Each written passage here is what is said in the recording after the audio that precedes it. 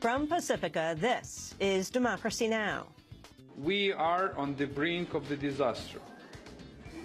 There was no any reason for the Russian Federation to invade Ukraine.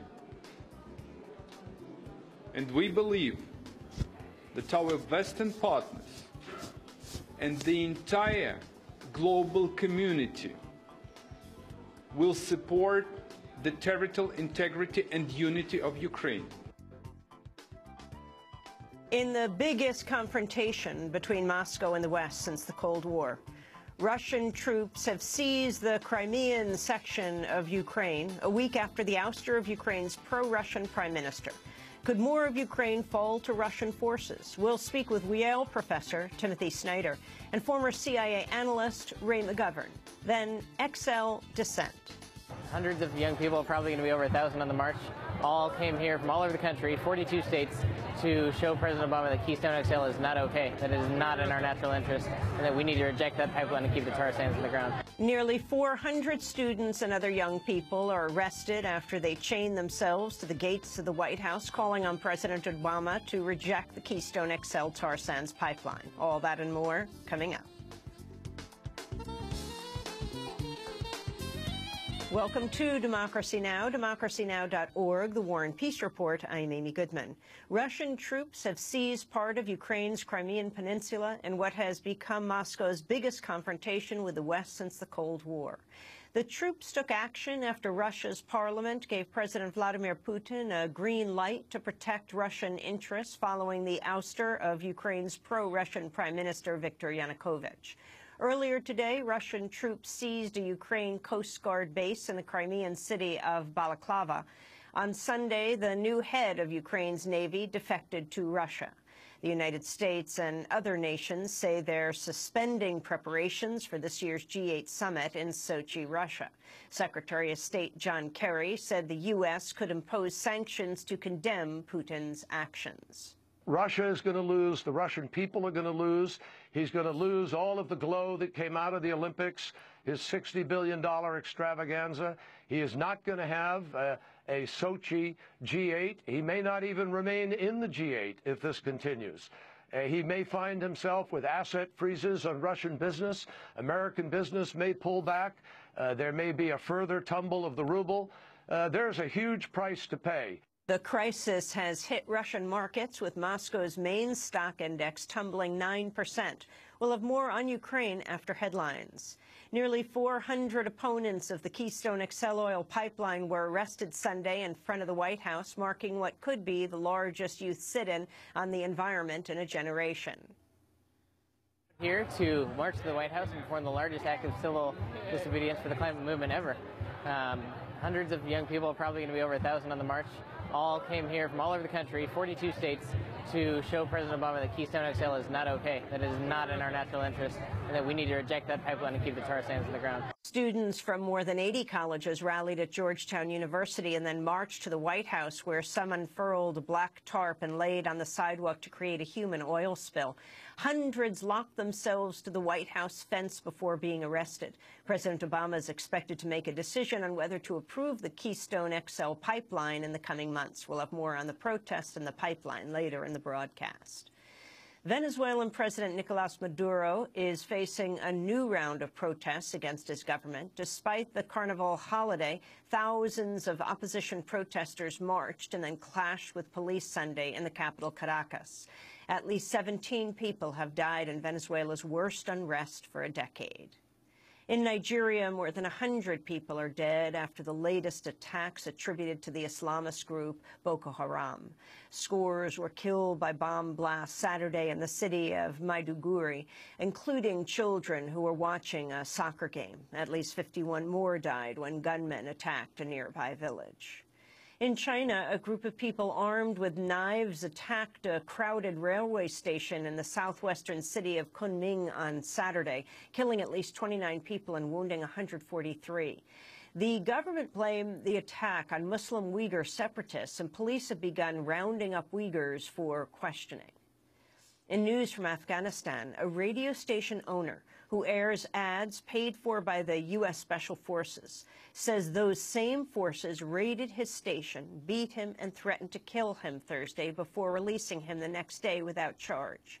Qazi Nasser Mudassir told the New York Times the U.S. troops who hooded him and damaged his equipment appeared to be unaware his station is largely supported by pro-government ads paid for by U.S. forces, ads which have earned him death threats from the Taliban. U.S. forces said the operation was Afghan-led, but Afghan officials said they were unaware of it, and local police said they did not hear about the raid until it was underway. President Hamid Karzai has renewed his criticism of the U.S.-led occupation of Afghanistan in an interview with the Washington Post. Karzai said the war was waged to serve U.S. interests and that, quote, Afghans died in a war that's not ours. Despite pressure from Obama, Karzai has so far refused to sign a deal to keep U.S. troops in Afghanistan beyond this year.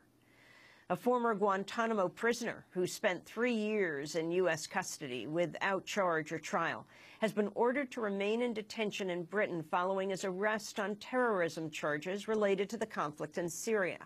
Moazzam Begg appeared in a London court Saturday while hundreds of supporters rallied in his home city of Birmingham. Begg, who heads the prisoner advocacy group CAGE, says he's been harassed by authorities for investigating British complicity in torture. You can go to our website at democracynow.org to see our interview with Moazzam Begg over the years. In Pakistan, the latest attack on a polio vaccination team killed at least 13 people Saturday in northwest Pakistan. The provincial governor condemned the killings. These martyrs had not come here to attack anybody's house or to carry out any such activity. They had come here to administer life-saving drops to our children, to prevent this disability, polio, among our people. But they have been brutally killed, which is not the tradition of this region. No one claimed responsibility for the attack, but the Taliban has previously targeted health workers after it was revealed the CIA used a fake vaccination program to help locate Osama bin Laden. Hours after the attack, the Pakistani Taliban announced a month-long ceasefire. Talks between the Taliban and the government had broken down last month. Osama bin Laden's son-in-law goes on trial today here in New York City. Suleiman Abu Ghaith is charged with urging the killing of Americans after the September 11th attacks. He's the highest-ranking member of al-Qaeda to stand trial inside the United States following the 9/11 attacks. A member of the Cuban Five is back in Cuba after more than 15 years in prison in the United States. Fernando Gonzalez was deported Friday after his release from prison. He spoke after arriving home. The intense emotions I have felt in the last day and a half since setting foot on this dear land are indescribable. Not even the most creative of imaginations could have prepared me for what I have been living since stepping off the stairs of the airplane that brought me to the homeland.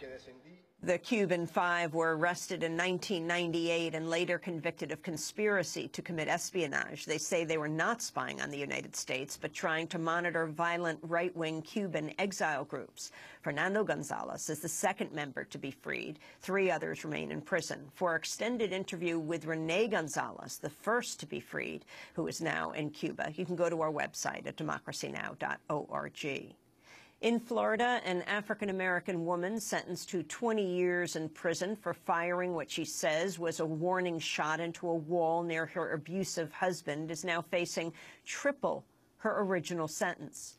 Marissa Alexander's case generated national outrage and comparisons to George Zimmerman, who was acquitted for shooting Trayvon Martin dead. After a state appeals court ordered a new trial over faulty jury instructions, Florida prosecutors say they will now try to put Marissa Alexander behind bars for 60 years at her July trial, which would essentially amount to a life sentence for the 33-year-old mother of 3. Federal regulators have taken a step toward blocking what would be North America's largest open pit mine. The Environmental Protection Agency says it's initiating a process to protect Alaska's Bristol Bay from the potentially irreversible impacts of the Pebble Gold and copper mine. In January, an EPA report found the project could threaten the salmon population and the livelihoods of Alaska natives. Idaho Governor C.L. Butch Otter has signed a so-called ag-gag law, making Idaho the 7th state to criminalize the act of filming without permission in farming facilities. The ban comes after undercover activists in Idaho filmed workers stomping on cows, beating, dragging, and even sexually abusing them at a dairy farm. The Los Angeles City Council has voted unanimously to advance a ban on fracking in the city. The motion passed on Friday instructs the city's attorney to draft new rules that will impose a moratorium on fracking until environmental protections are in place. Los Angeles would be the first oil-producing city in California to impose a ban on fracking. The powerful pro-Israel group AIPAC is holding its annual conference in Washington, D.C. Protesters led by Code Pink gathered outside the convention hall Sunday to protest Israel's treatment of Palestinians and call for peace and diplomacy with Iran. This is Code Pink's Medea Benjamin. American people.